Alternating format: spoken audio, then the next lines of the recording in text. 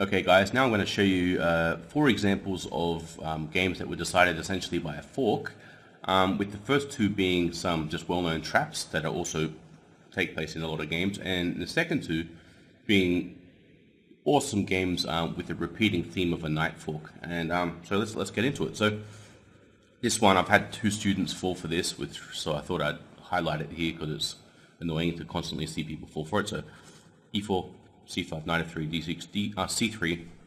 Okay, white just wants to get a big center, right? Knight f6, attacking the pawn. Or is he? Bishop e2, right? Just ignoring that this pawn is attacked. And I've had 2 students play knight takes pawn here. It's not a good move. Why would they give you a free pawn, right? Think about it. So of course, this knight is unprotected and they have an exposed king, so queen a4 check, forks to 2 pieces, and they emerge with an extra knight, right? White does. Right, next one.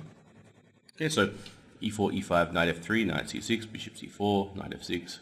Okay, and pretty standard type of opening. e5, d5, takes, rook e1 check, bishop e6, knight g5, putting pressure on this pinned bishop.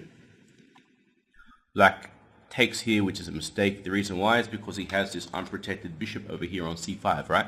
So knight takes bishop, pawn takes, and what do we got? Exposed king, unprotected bishop, so queen h5 check, forks are 2 pieces again, right? So forks, you see, they come up a hell of a lot. Let's look at another example, right? This game is much more sophisticated, and it's from a world championship match in 1966, but the fork in the end is quite sophisticated. Let's see anyway. Okay, so double fianchetto. I won't go into too much detail here. Tigran Petrosian is white, very strong player, known for being positional, but of course very good tactically as well. Spassky with black, of course, also very good. Knight d1.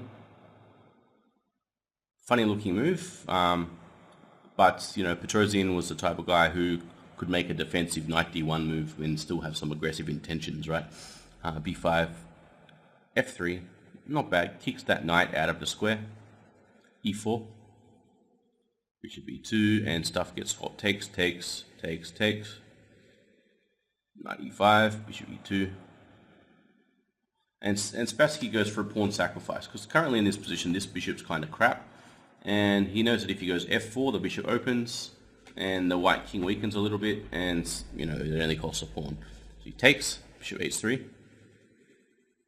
And Petrosian, awesome judgment, just sacrifices the exchange. Knight e3, bishop takes f1, rook takes f1, knight g6, bishop g4. Really nice move. The bishop is eyeing this e6 square. Knight takes f4, and Petrosian sacrifices another exchange. Very nice. Rook takes f4, takes, bishop check, and now the rook must block, because if the king moves, then I believe queen h8 will be pretty strong. So rook blocks. And once the knights come into play, knight e4, queen h4, fair enough. Knight takes pawn. So there's a lot of pressure on this pinned piece now, right? So we're using a pin, and we're going to be getting a fork very soon, as you'll see. So queen check, king goes to the corner, and he just doubles up here. And white's attacking this pin piece a lot, but what's the way he finishes the game? It's very nice. Bishop takes rook, rook takes bishop, and then what's the move? A really nice move. Can you see it? Remember the geometry here? Queen h8 check. Really nice move. The point is that if king takes, we have this knight f7 check, forking the king and queen, right? So I like that. Bishop takes, rook takes, queen h8 check. Beautiful combination, right? Okay, next one. Petrosian again. It's amazing that he gets away with the exact same pin, right? With the exact same tactical theme, right? Like he goes through the game, similar type of opening, some King's Indian type of opening. And watch what happens. Blah, blah, blah. Okay, so they're doing some maneuvering. Okay, rook on the 7th rank, not bad. Blah, blah, blah. Okay, this is all not too bad. I apologize for sort of skipping through some of this, but I want to show you the tactical points, not so much the why these moves are played, right? Like I can show you in other videos why moves are played, but we're just going to get to our combination in question, right? So bishop takes h2, okay, fancy tactics. So here we have rook takes, bishop takes, and okay, so Petrosian is maneuvering into a better position here.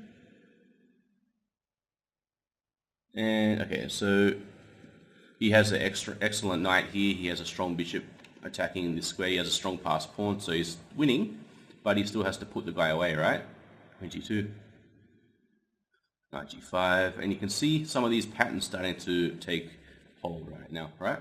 So finally, knight g5 attacks this, and I'm sure Simigan, the guy with black, played queen takes d6, happy to get rid of this passed pawn, but now some very beautiful geometry is on the board.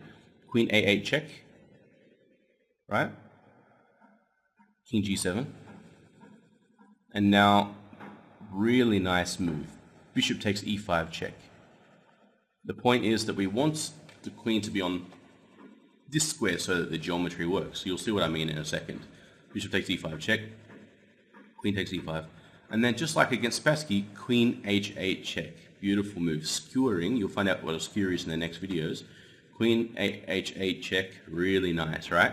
King takes, knight takes f7, and we have a similar thing. So I really think that's amazing. Like queen a8 check, bishop takes e5 check, queen h8 check, and knight takes f7. Really deep and really beautiful knight forking tactic. So those are some high-level, except for the first two, some high-level examples of forks. Now, in the next section, you are going to be solving fork puzzles by yourself, and seeing how sharp your eye for forks is. Okay, so go and do that now, and see how you go. Okay, I'll catch you in the next video.